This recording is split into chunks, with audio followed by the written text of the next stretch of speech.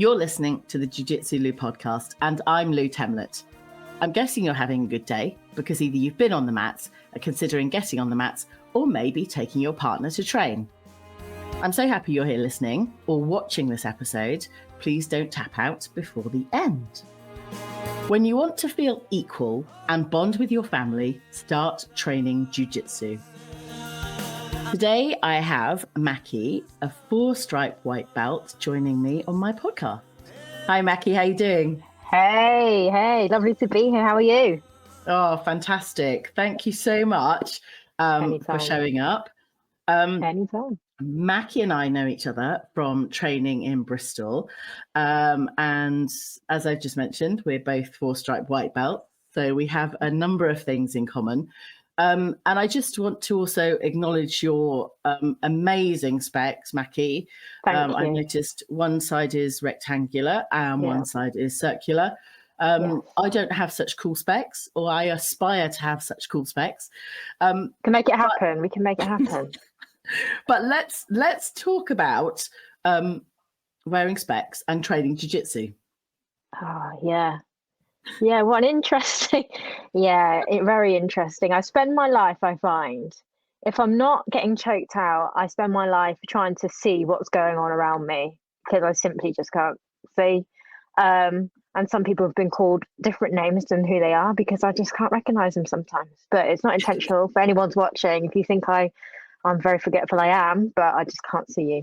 I don't know how you feel about wearing specs and being able to train and then having to go between. And it's a bit of a challenge, I must admit. I'm not the youngest person on the mats, and I have a fellow glasses wearer at that I train with. I trained with last night, and we both wear specs. Hi, Ollie. Name check. Thank you for listening. But Ollie actually had to hand me my specs last night so that we could see Professor demonstrating the moves and then put them back on the shelf so that we could go and train. So I do find it a challenge.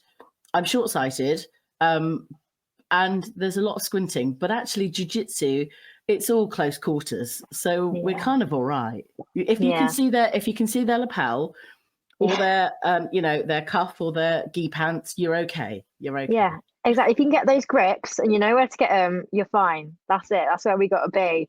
Yeah, I just find it really. You'll see in lots of pictures. Not that I get packed everywhere. That's not what I mean. Well, you'll see when I get pictures when there's wonderful professors, people who come and visit us, who take their time to come on the mats and we get pictures done. You'll always see me in the back, and you'll always see me like this. Now I've not fallen asleep. There's nothing's flown in my eyes. I just cannot see. So this could be a reason as to why sometimes I'm doing moves. Professor's like, what is that? Probably because I can't see. I like that. So, I like the fact that being short-sighted gives us the excuse. I'm not sure we get away with it for very long, to be honest, though. No, the excuse of being rubbish. Yes, I can see you. I'm so sorry. Completely the wrong move. My bad. Oh, I love it. Anyway, we're here to talk about more than specs today. So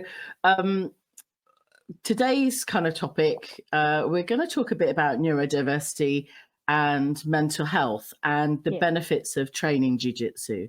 Now, I know, Maccy, you've shared some of your story with regards to your mental health challenges and, neurodiversity. Talk a bit more about how jiu-jitsu's helped you, or, kind of go back, and if you're happy to share some of the story, of course. That would be fab. So, mental health is a really important thing to talk about. I'll probably preface it that. And there's no shame in talking about. And this is why I'm really open about it, because, some people are brave enough to speak about it, but some people aren't, and that's okay, but know that there are people out there, that suffer from it, that you don't know what people are going through, and it's important to be kind. And that's probably the first thing I'll say about it. So I'll go back a little bit. So, I went through a period of being quite unwell, to the point where I was in hospital, mental rehabilitation hospital. And, for anyone who listens to this and has been there, they are some of your deepest, darkest days where it's like peeling an onion. You're peeling it back to get right to your core. and you're rebuilding again with, like, healthy thought patterns, how to cope. And, I spent 3 months in hospital, the hardest 3 months probably. And that duration where I really, went through it. And, it's not reinventing yourself. You're not becoming a new person, but what you are is wondering how you fit in the world now with what you've learned about yourself and your new coping. And just because you could do something before doesn't mean you can do it now. But just because you couldn't do something before means you might be able to be more comfortable to do it now. And that's, I'll give you an example, being in social situations, being able to, a very simple thing that I sometimes think we take for granted. Some people simply can't do it. And I remember being in a period where I just couldn't face being in that situation. So I went through rehabilitation, and I'm grateful to anyone who's listening to this, who's been through that journey. Very grateful for all the lessons they taught me and for the things that they've helped me do. So I went through that. I went through a period of just coming out, and I used to work. That was all that was in my vocabulary. I'd wake up, I'd commute, 3 hours. I'd go to work, I'd commute back, I'd sleep. And the only thing I could do was eat, sleep, and this whole rinse, repeat, the whole thing, right? Yeah. And I thought that was my sole focus, was to live, to work, and had no social. So I came out of, obviously, hospital, and there was a period of time where I did nothing, right? Because you're like, I've come out now, I've spent time in a structured environment, I've spent time going to therapy, really working on myself. And when I come out, I don't have the crux of work, the one thing that was my identity, right? And I say that, because it was my identity. Yeah. So you learn, what is my part in this world? What is my value? Apart from work, who am I? And I guess that's where it really started for me. And, at that time, after I'd come out of hospital, I'd met my wonderful partner, and, I know, that, she won't mind me saying it, the fact that she's gone through these struggles, and we were going through a similar journey at the time. And then I think I found a purpose. I was like, hold on, the healthier version of me is becoming involved with people that are healthier for me, and it's a constant learning journey. And that's how, I will talk later about how that's what jiu-jitsu is, a constant journey of learning. But that was what my life was. And, it's hard because you're learning who you are, knowing what your brain is, knowing the situations you've overreacted to, you understand why you react to them. Yeah. And I guess knowing that, okay, whilst I may think about this differently, that doesn't make me a bad person. That doesn't make me any different to anyone else. I'm just me. And I guess that's the biggest learning. So, I absolutely, I came out of this, and, we'll talk about jiu-jitsu and stuff, but when you come out of that learning progression, the whole learning about yourself, I always truly believe that it's the same thing with jiu-jitsu. You are constantly learning about your ability, about what's good for you, you, not for everyone else. Don't compare yourself to anyone else, for you. And I think that's the same with jiu-jitsu, right? It's about you and what you can do. Just because someone can do a flying triangle really great doesn't mean my short legs can do the same, right? Same thing, right? I love that. I just want to kind of celebrate the fact that you had awareness to find out who you were. I know some of us, have absolutely invested in the work world, come out of education or circumstance, and you just want to work, and that's your sole focus. But to actually have an awareness and to then address who you are, because we get sucked into routines and, life without really having a thought for oneself. Because actually, the importance of life is about serving other people or helping other people, whatever it happens to be, that is not your own being. And I think that's, I think, on the flip side, the jiu-jitsu is very much about your own being. And that's kind of, for me, the shift. Yeah, I hear that. It's about you, right? And it's about that balance of team, family, you. Completely. Completely. And definitely refocuses you. Refocuses to what's important, for sure. Absolutely. So you've been training. Thank you so much for sharing that story. If anyone else has been through difficult times or, through a mental health breakdown, I'll add some links in the show notes. Please do reach out, and we will continue to talk about how jiu-jitsu, can be part of your journey as well. I also want to kind of raise the point about neurodiversity, Maccy, because you identify as neurodiverse. Tell us a bit more about that.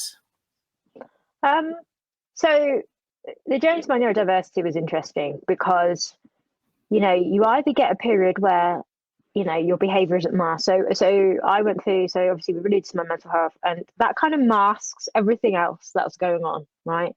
So when that was treated, I sort of came out of there. And when we talk about rediscovering yourself, you start to go, oh, actually, hold on. I didn't know that I thought about things that way, or I didn't know that I did things that way, or things that I do are very particular. So as I've gone through the journey, I've realized, okay, I'm very logical. I'm very chess player type, which is jiu-jitsu, really. I'm very, straight to the point. It's either A or B, never grey, right? And you kind of learn that. You kind of learn about things like time blindness as well. Like, if I have an appointment at 3, you can bet you I'm not moving till 3 o'clock, right? And you start to learn and go, oh, I've got to cope with that. But neurodiversity was really helped by jiu-jitsu, 100%. There is no doubt about it.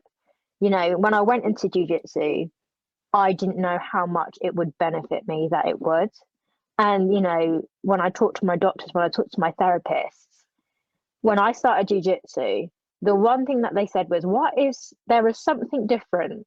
And I don't know what, but what have you done differently? Or what is it that you're doing now that you hadn't done the last time we spoke? Wow. What was different was me walking onto a mat and speaking to the professor and going, I want to give this a go, and getting my head down into it. Yeah. And that was different. And I guess you never know how it profoundly changes you or helps you until someone else recognizes it. And sometimes you're like, well, I didn't know it did that. Yeah. But it does. It does. That's amazing to hear and kind of feel the shift that maybe you didn't notice yourself. Was there any awareness from your own perspective until it was shared with you?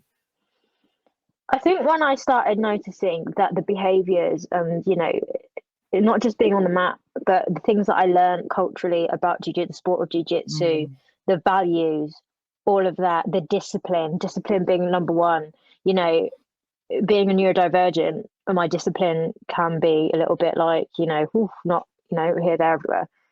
Yeah. But, it's a simple things, and it helps your mental health as well. Get up, show up, right? Yeah. Not be there for everyone, but, show up for your team, show up for yourself. Yeah. And it's 1% further each day. If you can move forward 1%, and that goes for personal life and jiu-jitsu, and you're improving, that's the journey you're on, and that's brilliant. As long as you can get on there, it's 1%. And don't force yourself to be 50% better, 100% better, take it at your pace. And I think jiu-jitsu has learned and taught me to slow down and think about my journey and think about things like that. But it's also taught me the discipline to go, some days I don't want to get out of bed. And I'm sure everyone who's listening to this will relate and go, I don't want to get out of bed. There are days where I feel so low, but then I think about actually what the professor said. Show up for yourself, show up for your team, and just do 1%, more than you did yesterday. Just get 1% better, and that's all anyone can ever ask of you.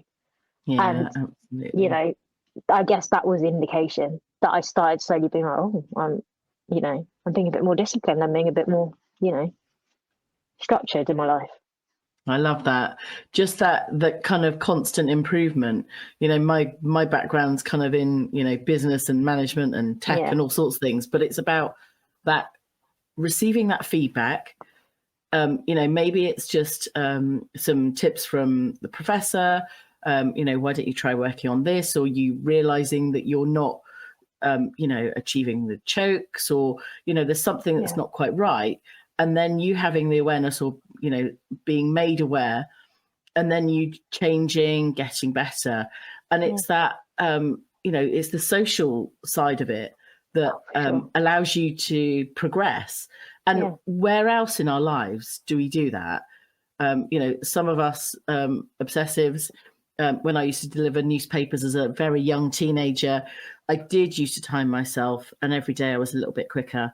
And I felt like I was earning my money more efficiently by delivering papers quicker.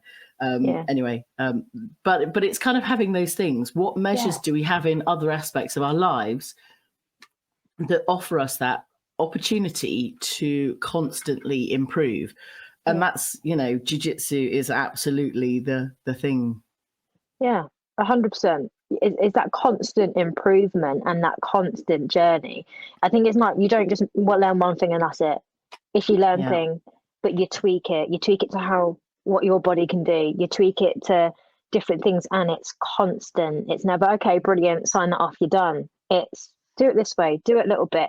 And everyone in our community can teach you something different about the same thing.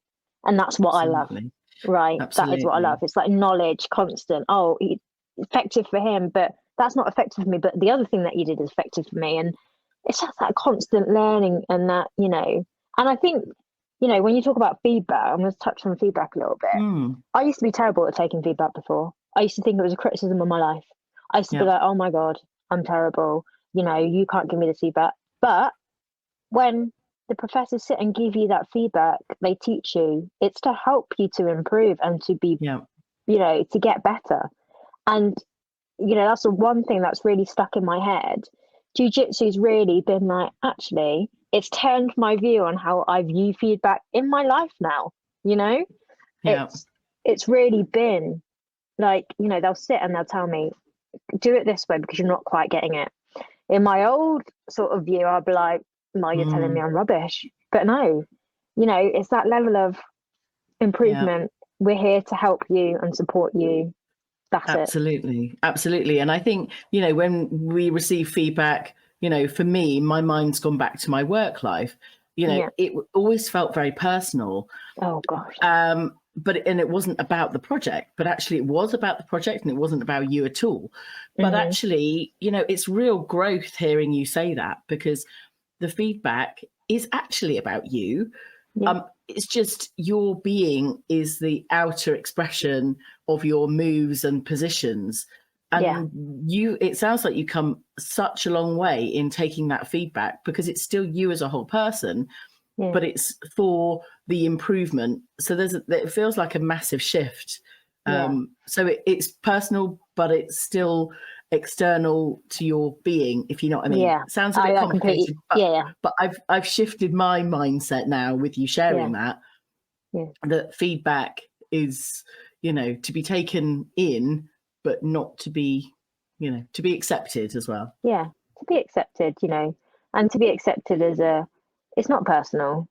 I used to take everything. I'm hypersensitive. I used to be really hypersensitive to stuff like that. It's not personal. It's about improvement. And it's that constant, there's no, and we talk about neurodiversity and social cues, right? And we talk about things like that. And feedback, I would read between the lines and be like, oh gosh, they don't like me, or this, or that, you can make up your own stories in your head, and you're going off on one, aren't you? But here it's you wear a uniform, you step on the mat, you're equal. There's nothing to it. You're equal. You're there, you're a team, you're equal. And that's what's beautiful about this, this art and this sport of jiu-jitsu. Absolutely. This is a Jiu-Jitsu Lou podcast, and I'm Lou Temlett, coming to you from the UK. When you're ready to pick up some Jiu-Jitsu Lou merch, head over to jiu-jitsulou.com/shop. Today, I'm having a chat with Maccy about our Jiu-Jitsu family and previously neurodiversity. So we'll come on to talk about our Jiu-Jitsu family, Maccy, and how important it is for us that maybe have some support network or maybe no support network in our environments. Yeah, for sure. I think, when we talk about family, I think about our personal family. And I think how incredibly lucky I am to step foot on the mats with such wonderful people. And people from all walks of life who have such different experiences, who are there, you know, on the same journey as you, but also, you know, to improve themselves, to better themselves, whatever reason they step on those mats, you know, I'm here to, you know, I'm so supportive of that. But also when we talk about family, when it's the little things of just sitting after training. How are you? You know, haven't seen you in training in a couple of weeks. You know, the little things in life that make you realise they care. I think about our family, and I think about how our schools are, and I'm so grateful to have, you know, in a school, and for anyone who doesn't do jiu-jitsu, or for anyone that does, you'll know there's not a hierarchy, but there's a level, right? That you've got your professors, you've got your coaches, you've got your students. And to have like one figurehead, you know, or two figureheads that are staple, it sometimes brings a stability to you that you might not get anywhere else. You know, you go to school, you know they'll be there, and you know they'll teach you jiu-jitsu. That's stability. Simple stability, but still stability, right? Yeah. Your coaches, you know what coach is going to be coaching on Monday, Tuesday, Wednesday, Thursday, Friday. Yeah. You know that when you step through the doors, it'll be at the same time. You know what the routine is. You know, you get on the mats, you know, you greet each other, you bow, you know, to us, it's Carlos, you know, Gracie, you know, senior and junior, you know, real pioneers of jiu-jitsu, and you bow to each other. And you know that in that time that every single person on that mat will look after you, because it's your family, it's your community. I can tell you, Lou, and I know you'll attest to this, some of them are like my big brothers, you know, my sisters, you know, my uncles. And, you know, my big brothers sometimes, they annoy me, you know, but it's family, and I wouldn't have it any other way. Yeah. And, you know, I don't know about you. What is your, you know, community like, you know, and family? For me, it's, you know, it's me and my two young children. We don't necessarily have a support network outside of jiu-jitsu, and for us starting, you know, it really has been an extended family. You know, my daughter shares a birthday with Will, so they're birthday twins, so there's kind of connection there.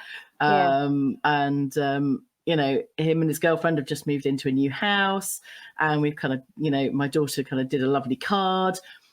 So it just feels like there's kind of extension. You know, when people hurt themselves or they're injured, you know, you kind of reach out, and they reach out to you if there's anything wrong, or, you know, you don't show up one week. They go, oh, you know, is everything okay? So it's really that two-way communication and support that keeps us all kind of flowing and, you know, kind of in the mix. When I spoke to Emily on my last episode, she referenced jiu-jitsu dads. You know, she's got two kind of father figures in jiu-jitsu. So it's, you know, identifying with, you know, kind of family members, but within your you know, within your jiu-jitsu school. I think I've just got lots of cousins, to be honest. I think I have lots of big brothers because they make sure I look after me, you know, and you know, it's really great too. They reach out, and I remember when I was in hospital, I was really quite ill with colitis, and I just kept constantly getting messages, and constant, please pop in when you can. It'll be so lovely to see you, with no emphasis on get a gi on, get on the mat. We just like to see you, to know that you're okay. And that for me was brilliant, because it spurred me to go, actually, I really want to be on the mats again with my team, or with my tribe, with my family. And I remember walking in, and I'll remember this for a very long time. I remember walking in, and there was a bunch of flowers and a card and some Ferrero Rocher on the front desk. And I opened the card thinking, you know, we don't all see each other at training. Sometimes we're ships in the night, right? Yeah. But most of the school had signed that card for me. Wow. And I think that was when I realised, as well as everything else, I was like, do you know what? They care. You know, they all went round, they all signed the card. You know, I was getting texts from people, get well soon, you know, don't worry about anything. You'll come back when you come back. The mats will always be there, but know that we're always here for you. Yeah. And that, when and when I moved here, I only have my partner here. When I walked through those doors, I never knew how much of a family that they would become to me. And then when I go to other schools as well, because obviously I travel, when I have to travel for work and stuff, Yeah. they kind of become your extended family, don't they? Yeah, And absolutely. and yeah, I can't stress the family aspect enough. I have a Yeah, jiu-jitsu dad. I have a good. jiu-jitsu dad who always goes, "Oh, you need to eat. You're not eating properly. I get that every time I walk in. Oh, lovely. Or have you got the right kit? You all right? Constantly checking in. I have a jiu-jitsu mum. I have a jiu-jitsu older sister. We have one where we just can't stop, terrorizing each other on the mat, and then we get told off by our jiu-jitsu dad. So it's very that dynamic. I love that. Do. I do have a very good jiu-jitsu sister. Lots Yeah. of jiu-jitsu sisters, actually. We have And so many. I don't have a sister. So Yeah. I think, that's really quite special in terms of kind of, growing our community and friendship. Yeah. One of the reasons why I put this podcast together was to encourage more women to consider stepping on the mats and joining us training jiu-jitsu. We really can't underestimate the value that other women on the mat bring us.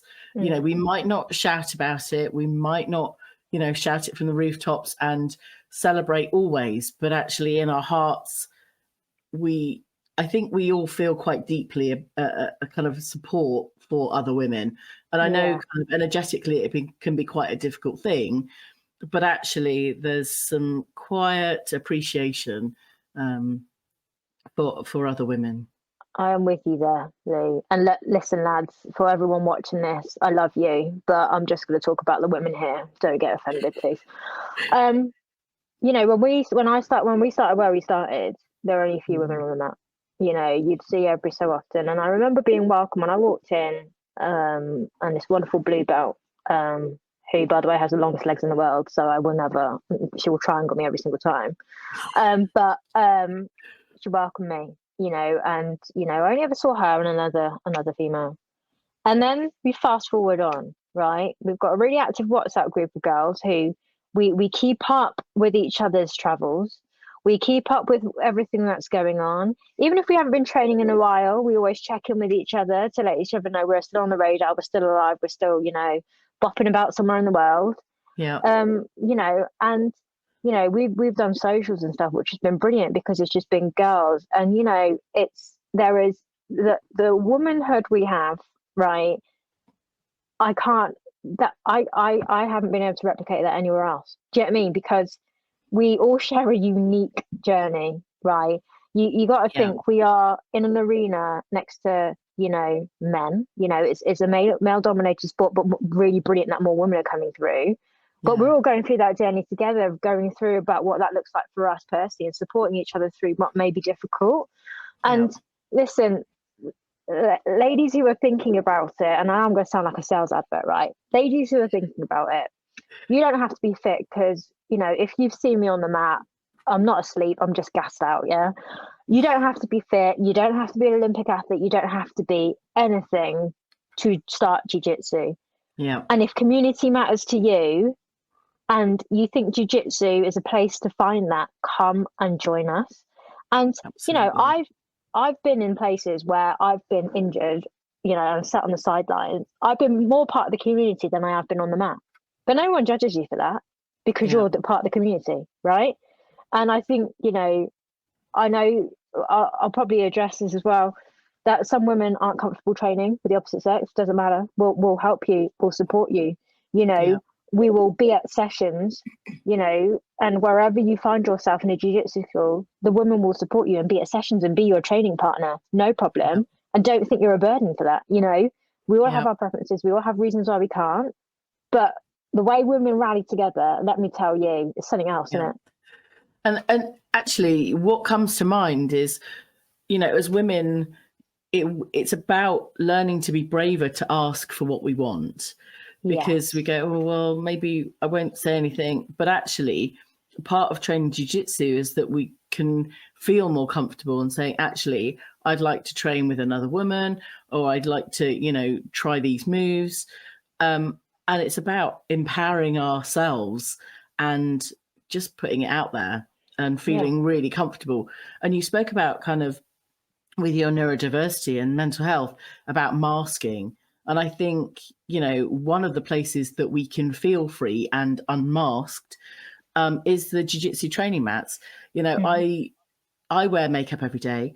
And one of the places that I don't, only usually on a Sunday morning, to be fair, because it's really early, I don't wear makeup, but I would never walk out of the apartment without wearing makeup. So for me, it's about feeling more comfortable in myself as well. And that's a journey. You know, everyone can decide to do what they want, but it really is a place to be you and embody who you are if you've discovered or are on the journey to discovering who you are as well. Yeah. And I love the empowerment thing you brought out. You know, I won't name them, but I think you'll know who they are. I'm so incredibly proud, not like, you know, I'm proud of all of the ladies, but I'm so incredibly proud of the growth journey of one of the students that we train with, in her ability to now put boundaries in place and know that she is worthy of being able to ask for what she wants, Yeah. you know, and not be in the shadows and feel like, you know, she's a burden. And, you know, it is about, that's another thing, putting boundaries in place, being like, no, I'm not happy with the way you did that, or you're hurting me, you know, because it's a contact sport and people don't hurt you on purpose. They might hurt, but it's about even being able to voice that and go, look, yeah, some people couldn't do that. And I've watched them when I've been on the mat and now they're like, no, sorry, I'm not comfortable training, you know, not because of, you know, but it's my preference not to. They've been able to voice that and to know they haven't been able to do that before. Yeah. I'm so incredibly proud and it inspires me every day. Absolutely. It really is a place to kind of grow and learn and make those small shifts. You know, we're going back to that 1%.